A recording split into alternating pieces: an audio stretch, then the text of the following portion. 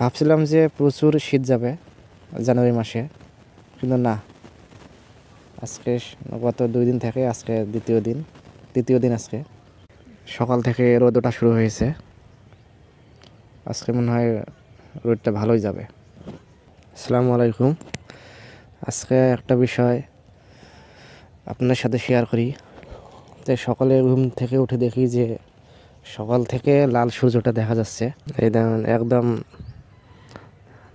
আকাশটা কি সুন্দর দেখাচ্ছে। মানে সকালে এইরকম যে সাদা মেঘগুলো আছে এগুলো দেখা যায় না অবশ্য।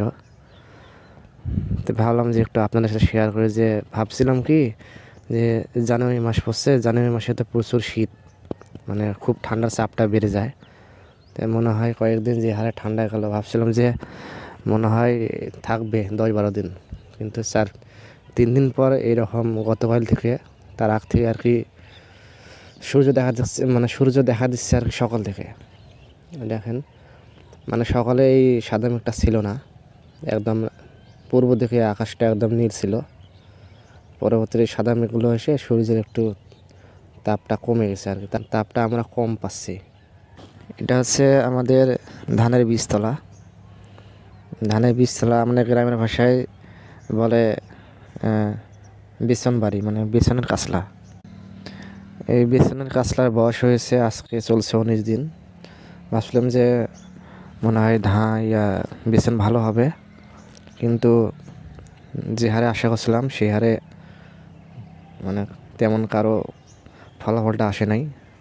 মানে খুব ঘন করে ফেলেছিলাম ধান, কিন্তু দেখেন কীরকম পাতলা হয়েছে। মানে বলা যায় 30% ধানগুলো নষ্ট হয়ে গেছে। সবার একই অবস্থা। এটা হচ্ছে আমাদের কাছলা।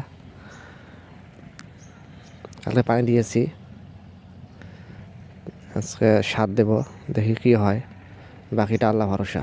সকালে উঠে প্রতিদিন আমি এই বীজতলায় আসি দেখি যে কী অবস্থা বিছন বাড়ির, দেখি কী অবস্থা বিছন বাড়ির। আসলে সকালে উঠে এইগুলো দেখতে ভালো লাগে। গ্রামের সকালটা ঠিক এইরকম। সকালে ঘুম থেকে উঠেই দেখবেন যে মানুষ জমির মধ্যে ছড়িয়ে গেছে। কে ভালো হয় নাই?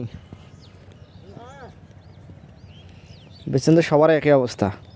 এই আকাশ থেকে সাদা মেঘগুলো একটু সরে গেছে, সূর্যের আলোটা একটু বেশি পাচ্ছি সকালে। এই যে একদম দেখতে পাচ্ছেন যে কীরকম, এই যে আমার ছায়া দেখলে বুঝতে পারবেন। সকালে ঘুম থেকে উঠেই দেখবেন যে গ্রামে সবাই ব্যস্ত এরকম নিয়ে জমিতে ছড়িয়ে গেছে রিজিক অন্বেষণ করার জন্য। কেউ তামাক চাষ করছে, কেউ ভুট্টা, কেউ আলু, কেউ আবার বাঁধাকপি। দেখবেন যে কেউ কোদাইল, কেউ ইট ভাঙ্গা, মানে মাটির দলাগুলো ভাঙ্গা লাঠি নিয়ে গেছে তামাক বাড়িতে। মানে গ্রামের পরিবেশটা এরকম।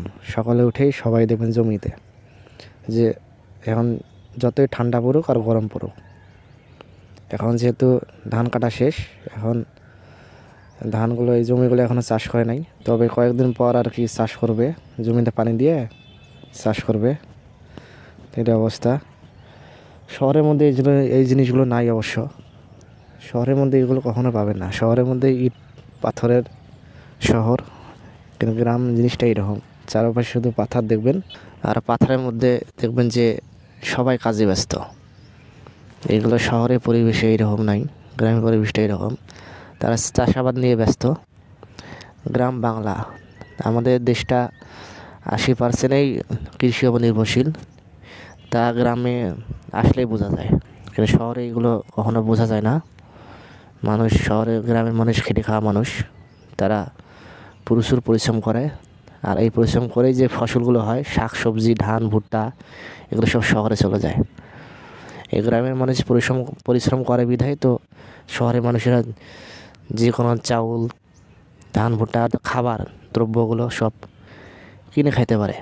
একটা বিষয় লক্ষ্য করেন, যে এই ধানের চারাগুলো আছে, যে বীজতলা, এই যে গাছগুলো দেখা যাচ্ছে, ধানের গাছগুলো দেখবেন যে এক একটা গাছ, এই যে এই গাছটা দেখা যাচ্ছে, এই গাছটাই মনে করেন 2 মুঠ ধান হবে যদি ফলনটা ভালো হয়।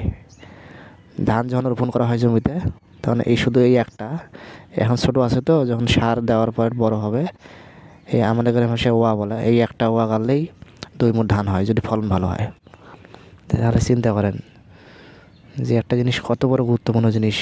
এইগুলো ছোটোকাল থেকে যদি যত্ন সহিত গড়ে তোলা যায়, যে বড় হয়ে জিনিসটা ভালো ফলন দেয়। তো শুধু গাছের ক্ষেত্রে না, সব প্রাণীর ক্ষেত্রেই ছোটোকাল থেকে যেন একটা জিনিস রোগমুক্তভাবে গড়ে তুলবেন, ভবিষ্যতে সে ভালোটা ফলন দেবে। সে উদ্ভিদ জাতীয় জিনিস হোক বা মানুষই হোক, কোনো প্রাণী হোক, সব জিনিসের ক্ষেত্রেই একই রকম। নীল আকাশ, আজকে মনে হয় প্রচুর রোদের তাপটা যাবে। রোদের তাপ যতই উঠুক, কারণ শীতকাল তো তেমন একটা গরম লাগবে না। আর নীল আকাশ।